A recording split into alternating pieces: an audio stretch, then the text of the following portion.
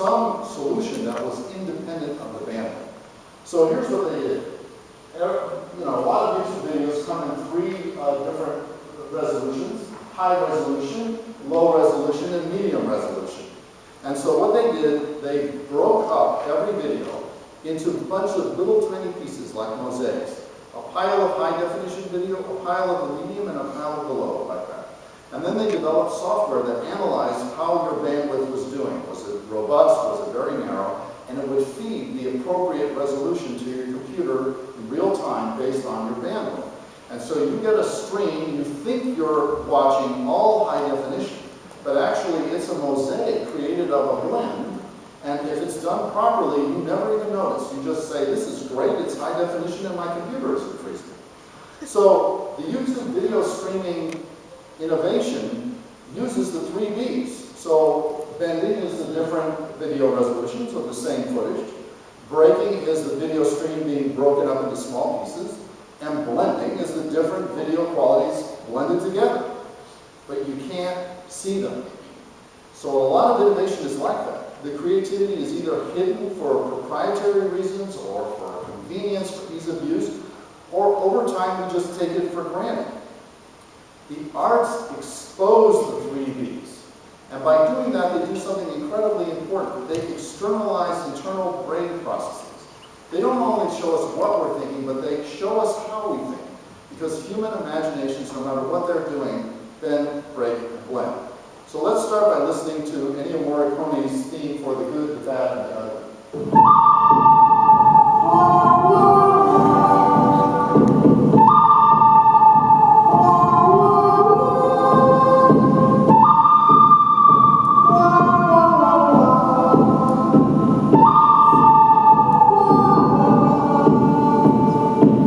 Now, in the course of the movie, there is a bent version.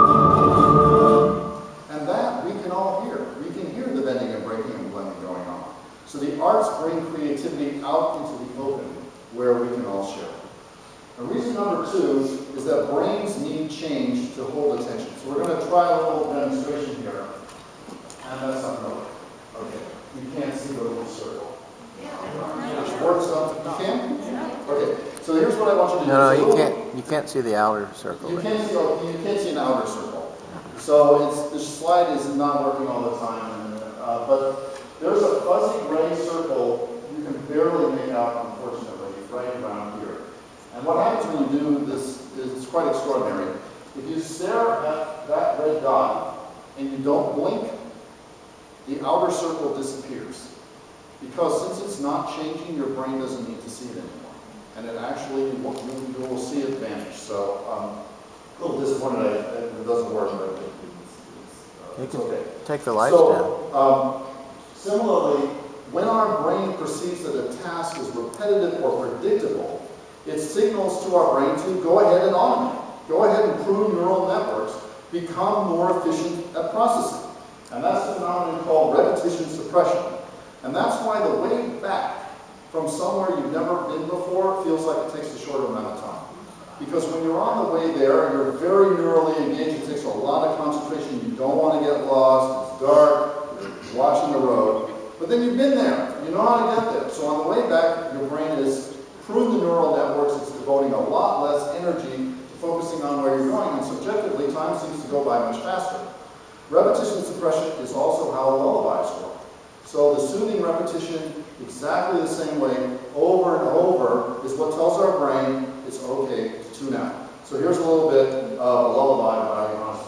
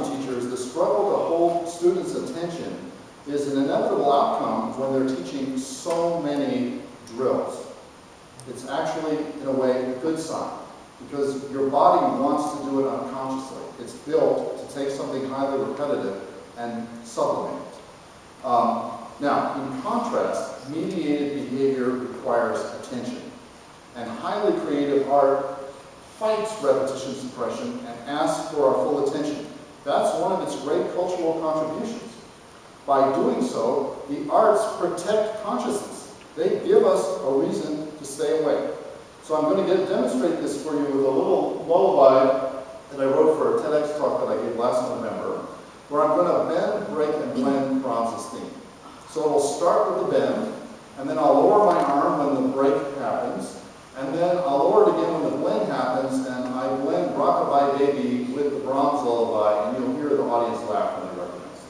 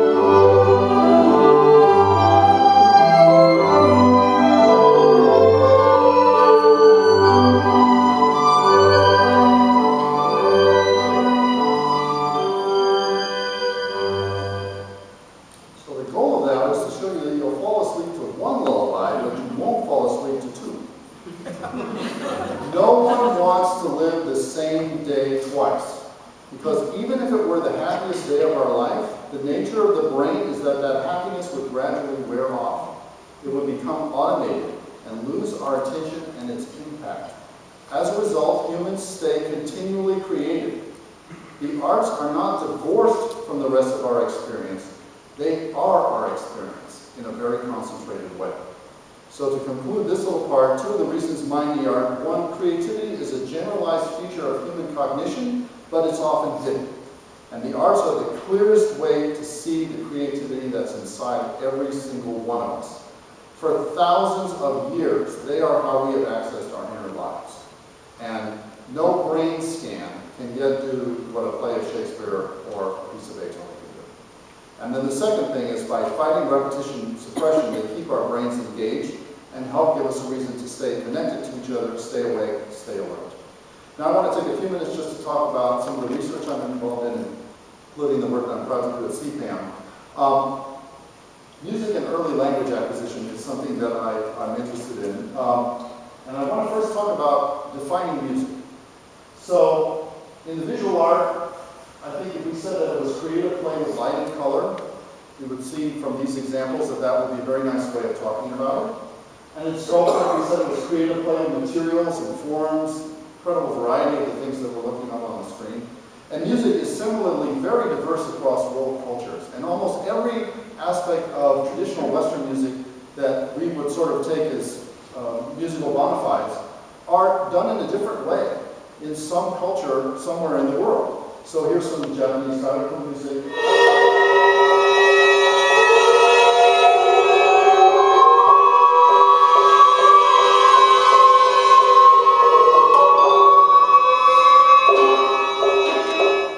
Attitudes towards rhythm, towards tuning, very different from Western classical music. Mongolian folk singing.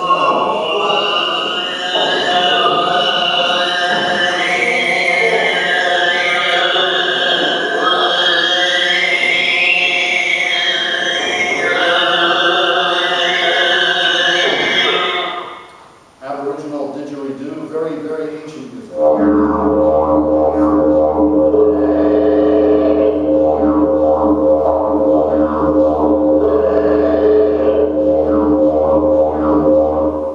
So I would argue that a very broad definition of music is extremely important for science. And I like to define music in this way. It's creative play with sound, in which there is an attention to sound's acoustical features irrespective of any referential meaning. And if you wanted to say it was an art form in which there is an attention to sound's acoustical features, I'd be perfectly fine with that too. If you define music that way, then speech is very musical. And it can be described as a concert of phonemes and syllables, melodically inflected by prosody. Now it's hard for us as language animals, talking to each other all the time, to really be aware of the music of speech once we're adults. So the two best ways to hear the musicality of speech are, number one, listen to a language you don't understand. So like Xhosa click language.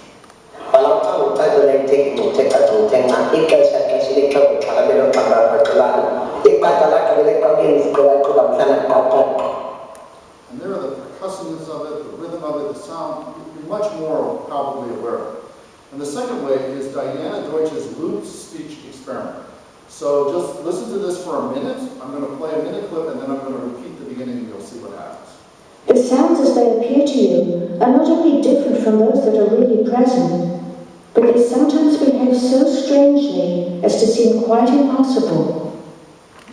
But they sometimes behave so strangely, sometimes behave so strangely, sometimes behave so strangely, sometimes behave so strangely, sometimes behave so strangely, sometimes behave so strangely, sometimes behave so strangely, sometimes behave so strangely, sometimes behave so strangely, sometimes behave so strangely, so strangely, so strangely, so strangely, so strangely. Okay, now listen what happens when I replay the clip again. The sounds as they appear to you are not only different from those that are really present, but they sometimes behave so strangely as to seem quite impossible. So isn't that a cool effect? Because you are saturated in the meaning of it and there's no need to pay attention to it anymore, all of a sudden the music of the speech comes to the surface. So I co-authored, maybe you can't make it on the slide, published in the journal Frontiers, in which we sort of took issue with the prevailing views about the relationship between music and language, Either that language comes first and music is sort of the, as Stephen Peter put it, the cheesecake on top of it, or that they're totally independent systems. And we argue that music actually underlies early language acquisition. And we were able to show a few things in the course of the article. First of all, infants listen to the musical features of speech, rhythm, timbre, and pitch before they attend to meaning. The further a feature of language is from music, the later it is learned. And that once meaning is acquired, the musical features of speech recede into the background. And we would conclude by saying that we wouldn't have music or language if we were not able to creatively play with sound. It is human creativity that created the need for music, the need for language, all of which capable of bending, breaking, and blending, and deeply interconnected together. Now, there was a quite well-known Finnish study that showed stroke victims recovering faster their ability to speak when they listened to self-selected music. And we took a great interest in that study at CPAM because there were a couple of holes in the experiment. For one thing, it didn't say what kind of music everybody was listening to. And there was no imaging done, so there was no real deep record of what kind of morphological changes might have been happening in the brains. So we are now trying to duplicate the results at CPAM, but with some added twists. We're going to start with baseline testing of healthy subjects, listening to a playlist that starts with music that they brought in, self-selected music, then music of their own culture, Western culture, then unfamiliar music, then unfamiliar speech, and then their native language. And we're extremely interested to see how are those cognated differently in a healthy subject? Are there clear distinctions between them?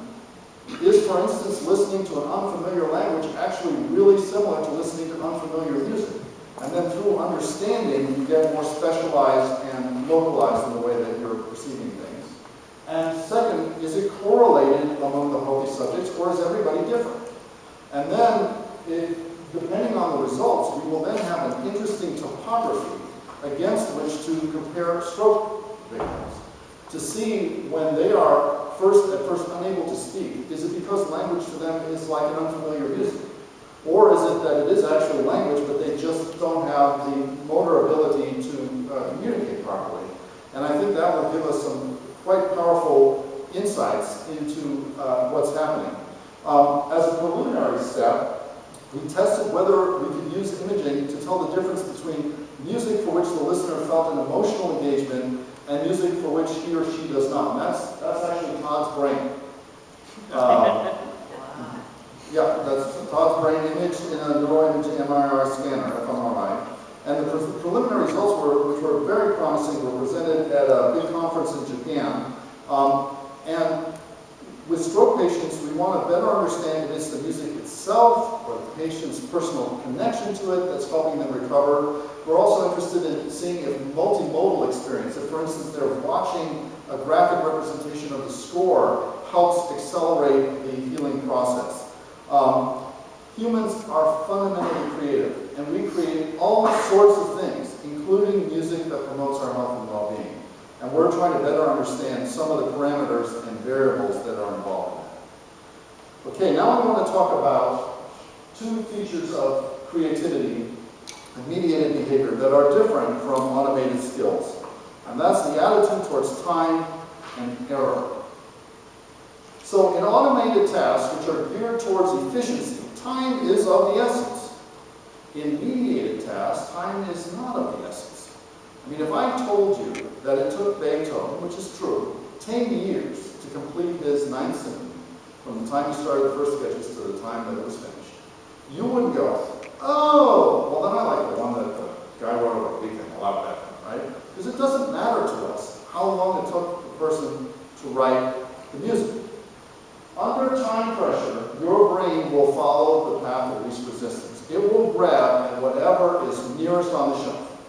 And if you force yourself constantly to do things under time pressure, you will only travel that path of least resistance. Your brain will never get off of it. It will always grab for whatever is near at hand. Innovation works on a different time horizon. And to get off the path of least resistance, you have to give your brain same time. Many disciplines have deadlines, and time pressure is one of the wonderful things about any artistic creative process is it takes time. The second one, which is really important, is the attitude towards error. So the whole point of automated behavior is to purge error. There is no room for error. It is to get rid of it so that the behavior is completely reliable and dependent. So, for instance, watch this remarkable footage of a day octopus.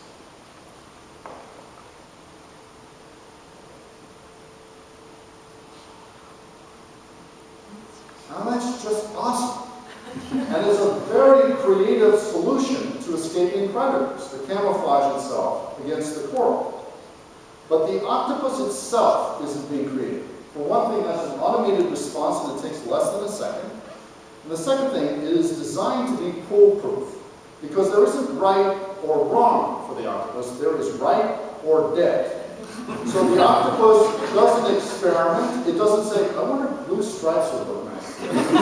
It just does what will conceal it from the predator. It is only capable of matching its environment, and it cannot camouflage the backgrounds that aren't found in its natural habitats. Humans, if I had to pick one thing that distinguishes us from every other living being, it wouldn't be our opposable thumb, it wouldn't be our lower language, it would be our fearlessness in the face of error. No other animal on the face of the planet is able to make as many mistakes as we do and live to tell about it. That is our great gift. So this is a sketch of music by Beethoven, George Orwell's manuscript for 1984. You probably know that Thomas Edison tried over 6,000 filaments in making the first light bulb. It took thousands of trial flights before the Wright brothers succeeded in flying. It's very interesting that NASA actually seeks out error, and they don't consider it a success until they have driven their technology to error, because they want to be able to foresee the unforeseeable. They may be sending someone hundreds of thousands of miles away from any other human being out in remote space, and they want to know everything possible that could possibly happen to ensure the safety of their crew. And so until they have pushed something to error, they will not stop. Our creative tolerance for error gives us this rich power of counterfactuals. And I don't know why that slide isn't showing, but it's supposed to be, is it a boy or a girl? So there's a lot of species on our planet that have single babies, kangaroos, and many others. We're, as far as I know, the only species to wonder in advance, is it going to be a boy or a girl? And you know, one of those is going to be wrong, unless you're having fraternal twins. But there's an enormous cognitive value, there's an enormous cognitive joy that we take in being able to simulate all sorts of outcomes. And so now I want to play for you this Monty Python skit of the Philosopher's Soccer Championship. Good afternoon and welcome to a packed Olympic Stadium München for the second leg of this exciting fight.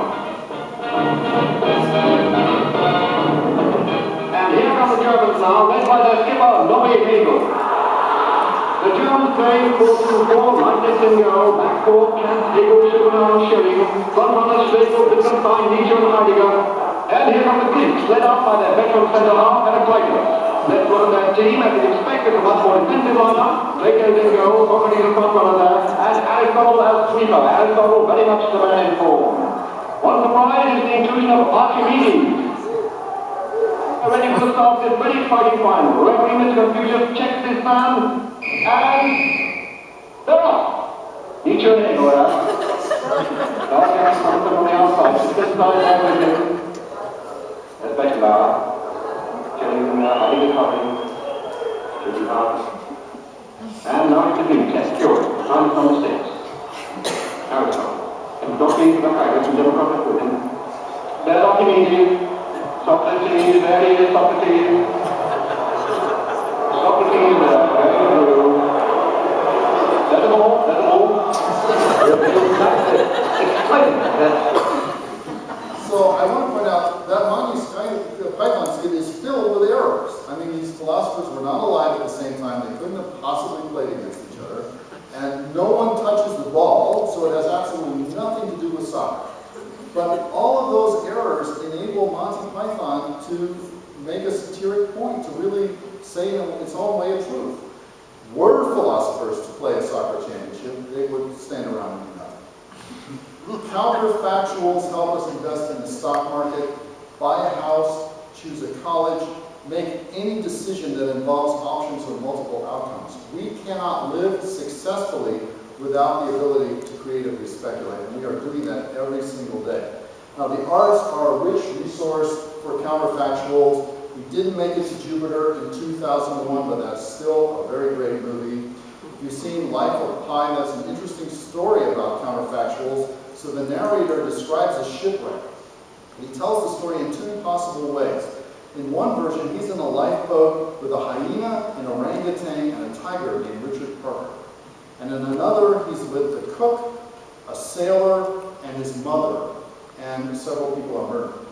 And so, on the one hand, there is the more literal human story, which is violent and very disturbing. On the other, there is the more fantastical one. And essentially, he asks the reader, which would you prefer? Which story would you rather like? So, which is the good one?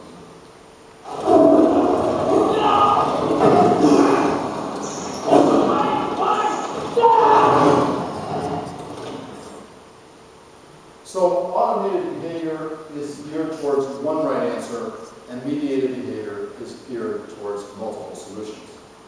But not all ideas are good ideas. And the creative process also requires knowing what to keep and what to throw away. So 3Bs, of course, focuses on the generation of ideas.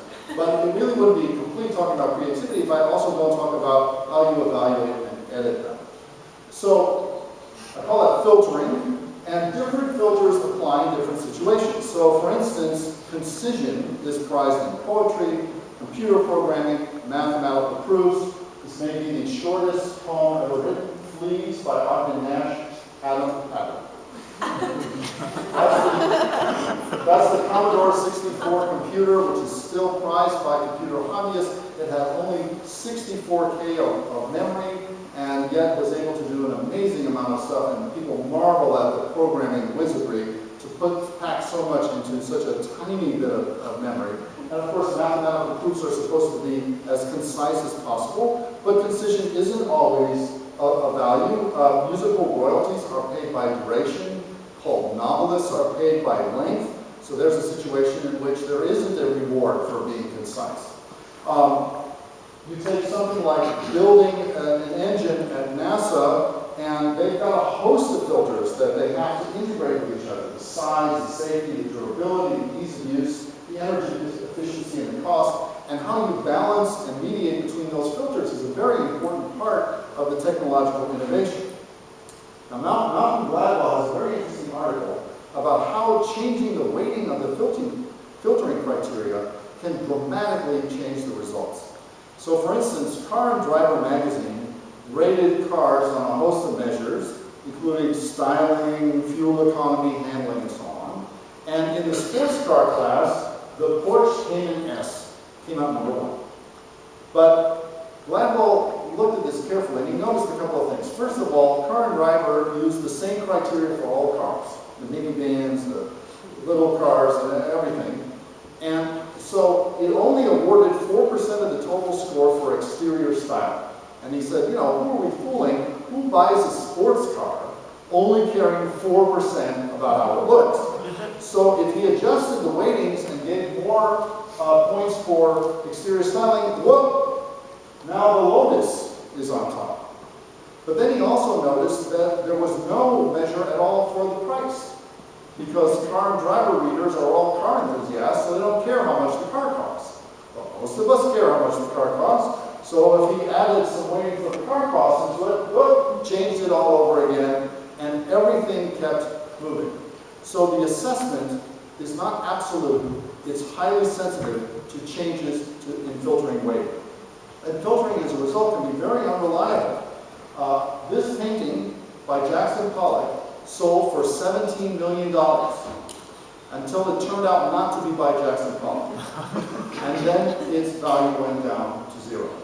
It wasn't a forgery, it was someone creating a new painting in the style of Jackson Pollock, and experts, many of them, validated that it looked like an original work of Jackson Pollock. So there's nothing wrong with the painting. That's what's interesting about it. The filtering failed because, unfortunately,